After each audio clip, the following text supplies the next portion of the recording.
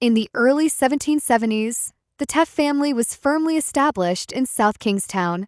Daniel Taft, like many of his kin, was a man of the soil and the local militia. Across the bay in Newport, the Holland family, including a young Henry Hooper Holland, watched as the British Navy began to squeeze the life out of the harbor. When the war broke out, Daniel Taft and his brother found themselves answering the call of the Kingston Reds. These were local patriot militias. For men like Daniel, the war wasn't fought in far-off fields.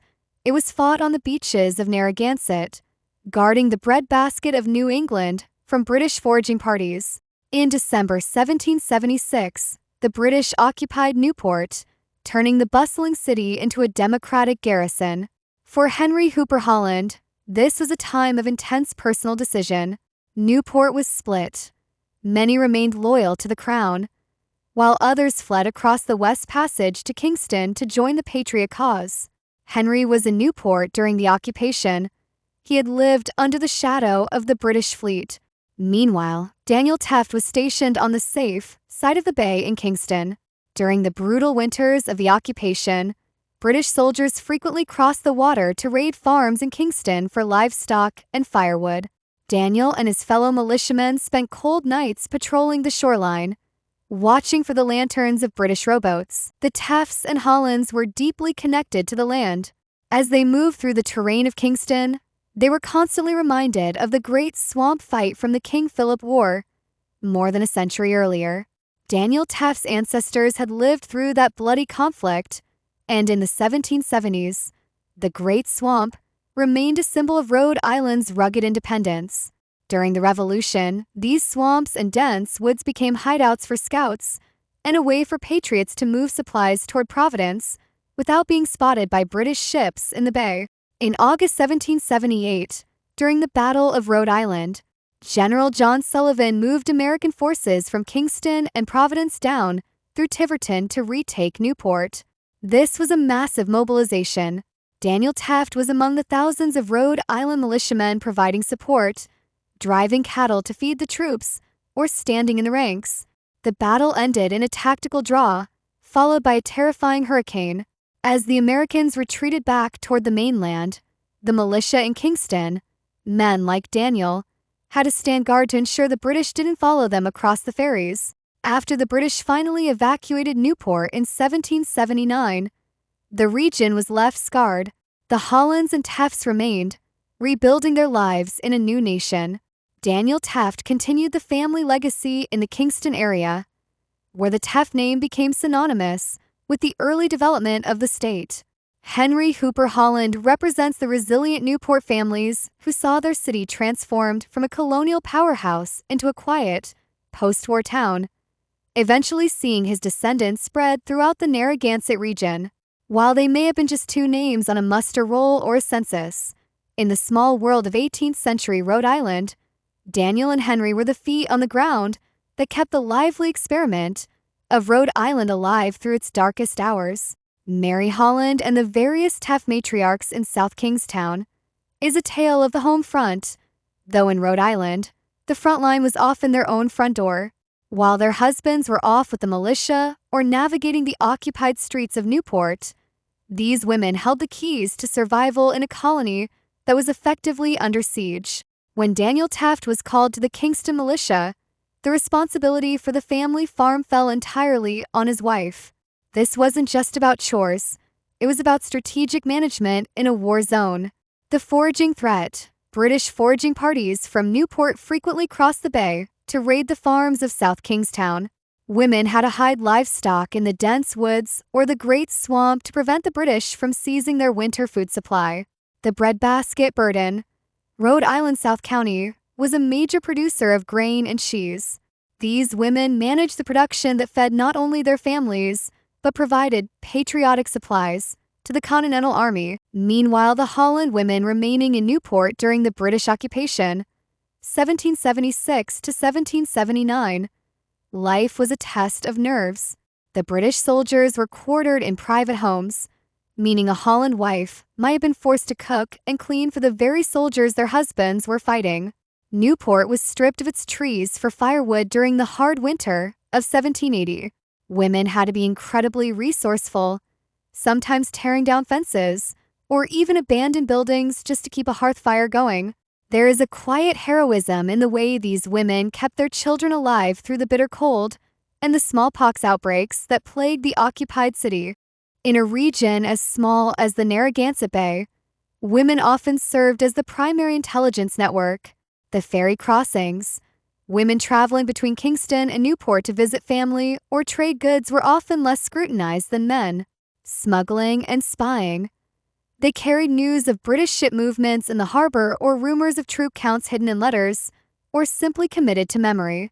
If a Holland woman in Newport heard a rumor about a raid on the mainland, that information likely found its way across the water to the ears of the Tefts in Kingston.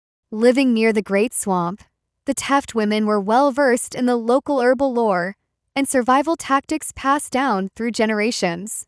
During the war, these skills were vital. With doctors away at the war and supplies blocked by the British Navy, they turned to the land, using local roots and plants to treat everything from camp fever to infections. By the time the war ended in 1783, the wives of Henry Hooper Holland and Daniel Teft were the ones who truly kept the family's land and lineages intact. While the men's names appear on military rosters, the women's service was recorded in the fact that the farms were still standing and the children were fed when the soldiers finally returned home. The Teft and Holland lineages you see in Rhode Island today are a direct result of these women refusing to abandon their homes when the British cannons were visible from their windows.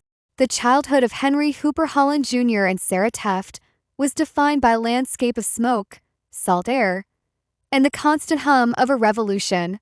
Growing up on opposite sides of the Narragansett Bay, their early years were a mirror image of the two different worlds that would one day unite. For young Henry Jr., childhood wasn't played out in open fields, but in the narrow, cobblestone alleys of an occupied city, the Garrison City.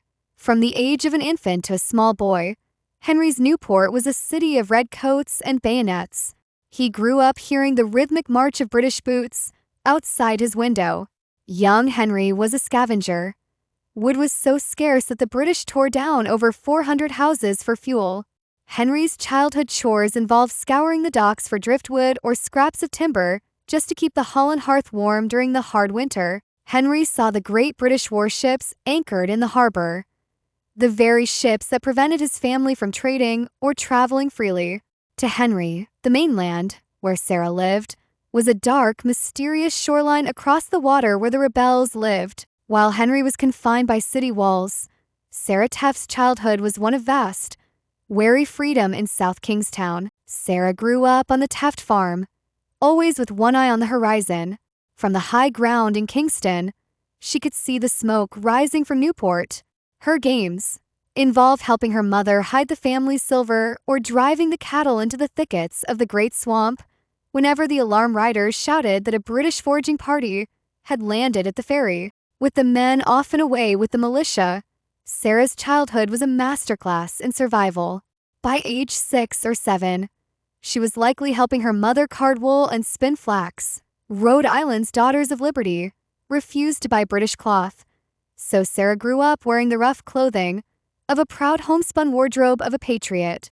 Little Sarah fell asleep to stories of the Great Swamp Fight from her grandfather's time. To Sarah, the land wasn't just dirt. It was a fortress that had protected the Tefts for generations. Both children shared one terrifying memory that likely stayed with them forever. The great storm during the Battle of Rhode Island in August 1778. As a hurricane battered the coast, young Henry would have hunkered down in a boarded-up house in Newport, listening to the wind howl through the rigging of the trapped British fleet. Across the bay, Sarah would have been huddled in the Teft farmhouse, watching the rain flood the fields and turn the roads to rivers, wondering if the American soldiers, perhaps including her father or uncles, were safe in their tents. The war finally ended, and the lines between Newport and Kingston began to fade. The story goes that their first meeting happened when they were no longer children but young adults. Henry Jr., now a young man helping his father rebuild the Holland name in a liberated Newport, while heading to their new land in the safety of South Kingston, Henry took the ferry across to their new farmland. He stepped off the boat at the ferry landing, perhaps looking a bit too city-bred for the rugged South County folk. And there was Sarah, no longer the little girl hiding cows in the swamp, but a strong, independent woman of the Taft clan. Their childhoods were stolen by the war, but their marriage was the ultimate victory. They didn't just survive the revolution, they outlasted it to build the family that you're a part of today. Across the currents of the bay, where salt air meets the loam, two stories weave a single thread that leads us to this home. From Newport's stones to Kingston's fields, a legacy was cast of resilient hearts who built the future, rising from the past. A wife was left on the Kingston farm when Daniel answered call to stand with the militiamen and guard the common wall. She managed fields and hid the kine in the swamp's protective keep, while British sails like silent ghosts disturbed the harbor's sleep. In Newport's streets, a Holland bride, her husband far away, watched shadows of a garrison define the breaking day. She guarded hearth and kept the peace when resources were thin. Amidst the occupied routine, the battle held within. For them, the front line was their door, the conflict on their ground. Yet in the daily acts of grace, their true resolve was found. They were the light when nights were dark, the hands that fed and spun, the steadfast souls who held the world until the war was done. And young Henry Jr., in the town, where British boots made track, scoured the docks for firewood scraps to fill the empty sack. A watcher of the narrow streets, he felt the harbor's chill, remembering the mainland shore and freedom on the hill. While Sarah, with a wary freedom, knew the great swamp's wide embrace, growing homespun in her patriot pride, the soil upon her face. Her childhood game was hiding calves, a sentinel of grace. She spun the flax and dreamed the dreams that held the Taft name's place. The years passed by, the smoke dispersed, the bay was clear at last, and paths that once seemed worlds apart were destined to recast. They met where water meets the land, the boy from city strife, the strong, independent daughter of the farm, to share a life. A romance across the West Passage, two lineages were sown, when Holland and Taft decided that their futures were their own.